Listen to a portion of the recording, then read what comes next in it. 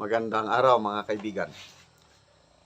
Bigyan natin ng reaksyon ngayon itong pinaka-latest post ni Brigadier General Orlando De Leon.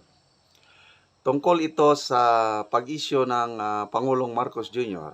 ng Executive Order number 81 na kung saan nire-organize niya ang National Security Council, tinanggal niya si VP Sara as member at ang mga dating presidente. PRRD, PGMA, sino pa? Si dating Pangulong Erap. So sabi niya, here's my take on EO 81. Ito yung paliwanag niya. Maganda ang kanyang paliwanag. The President has the authority to organize and reorganize the National Security Council.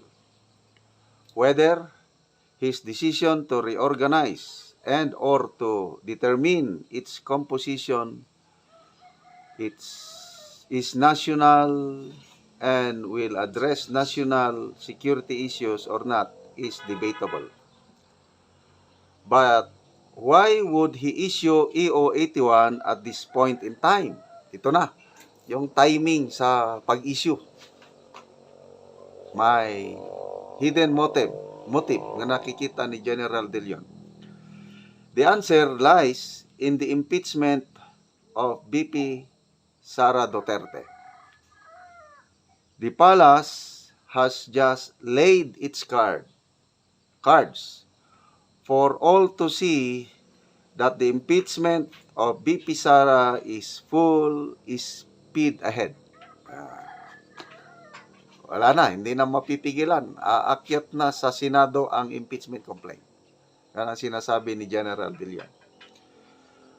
By hook or by crook, the Filipino people will be decapitated of an opposition figure that threatens the existence of a thieving cabal who lust for absolute and perpetual power.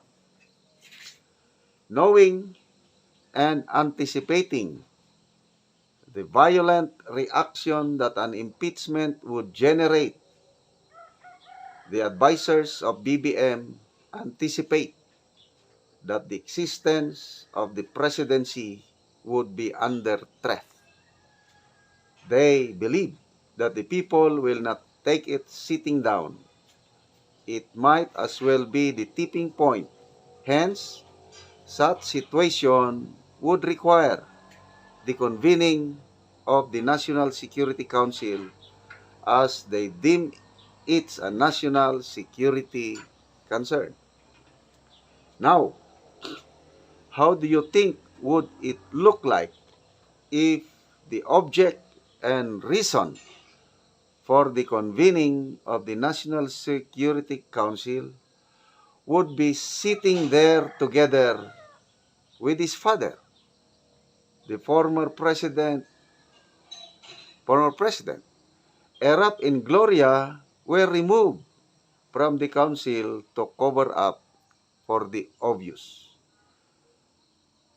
EO 81 is the panic button. Everyone has crossed the Rubicon. Plan accordingly and execute decisively. Okay. So ipaliwanag ko lang i-summarize ko. Ngayon lang, EO 81 is a signal, palatandaan na talagang tuloy-tuloy na ang impeachment ni VP Sara. Yung rally ng Iglesia ni Cristo by January 13, hindi niya mapipigilan ang impeachment. Aakyat sa Senado. Full speed, sabi nga ni General De Leon. So, mamaya, pag na-impeach na si VP Sara, natanggal na siya sa pwesto, ang tao magre-react. Magkakaroon ng protest nationwide. Yun na yun. Magkakaroon na ng National Security Council concern dahil nga sa protest ng mga tao sa pagkatanggal kay BP Sara bilang Vice Pangulo through impeachment. So kung may national security concern na, i-convene ng administrasyong ito ang National Security Council. Alangan naman na nandun si BP Sara at si PRRD. Sila yung object ng protest eh. Bakit yung tinanggal? Kaya according to General De Leon, paghahanda ito, anticipation ng administrasyong ito sa posibleng mangyari pag natanggal na sa pwesto si BP Sara. Kaya kailangan tanggalin nila, reorganize nila ang National Security Council na nasa mandate naman ng Pangulo. Pwede niyang gawin yun. At nabasa ko sa mga post, nangyari na pala noong 1966, if I'm not mistaken, panahon ng Marcos Sr. Tinanggal ng Marcos Sr. ang kanyang Vice President, si Fernando Lopez, sa National Security Council. Tinanggal niya eh. So, history repeating itself. Ang Marcos Jr., tinanggal din niya ang kanyang Vice Presidente sa National Security Council. So, yun po. Magbasa tayo sa mga comments. People who reacted. Out of 1,400 people who reacted, 1,100 ang nag-like. Ibig sabihin, agree sila dito sa opinion o assessment ni General De Leon.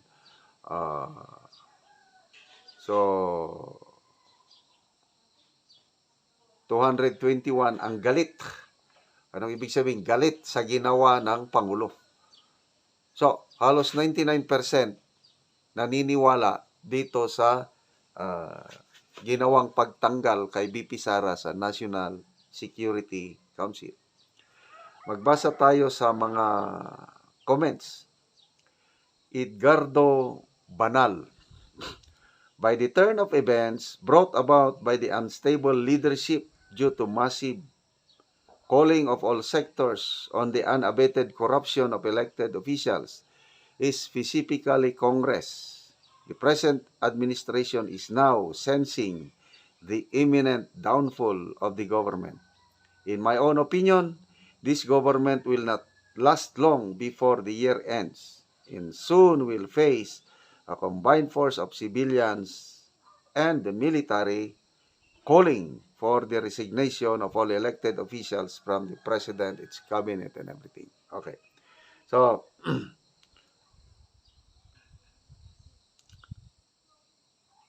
Avilos Lan, General De Leon, sir, it's time to pushing back the authoritarian government. The only hope for now is the retired men and women in the uniform to lead the people to fight this administration. Pops Islasser, President Marcos Jr.'s decision to issue EO 81 removing Vice President sa NEC has sparked concerns about power consolidation and authoritarianism. The timing of this move, coupled with Duterte's resignation from the DepEd, raises suspicions of political opportunism. Renesa Tata, we let them go this far. We just watch, complain, and complain. Carl Edward Rodriguez, sadly, this leaves Filipino no choice but blank. Wala nang push against the wall na ang Pilipino. Pag ginawa nila yan, tanggal nilang si BP Sara through impeachment, wala na. At Tommy, kung ako naman ang inyong tatanungin, pwede anytime aakyat ang impeachment ni BP Sara sa Senado. Kayang-kayang gawin yan ng mga kongresista. But pagdating sa Senado, itong Congress na ito I doubt hindi sila magtatagumpay. Marami pa rin, may 8, sigurado 8 senador na tutulong kay VP Sara, boboto ng acquittal. Hindi, kung ako ang inyong tatanungin, hindi nila kayang tanggalin si VP Sara as VP through impeachment sa Kongreso na ito. But for next Congress, depende sa resulta ng election, baka doon na. So, bumoto tayo ng husto, tingnan natin yung kalingkingan, kilatisin na maigi ang mga tumatakbong, lalo na yung mga senador, na dapat yung mga may pagmamahal lang sa bayan, hindi yung ang loyalty nila sa politika. Dapat ang loyalty ng mananalong senador ay una sa Diyos, sa konstitusyon at sa taong bayan.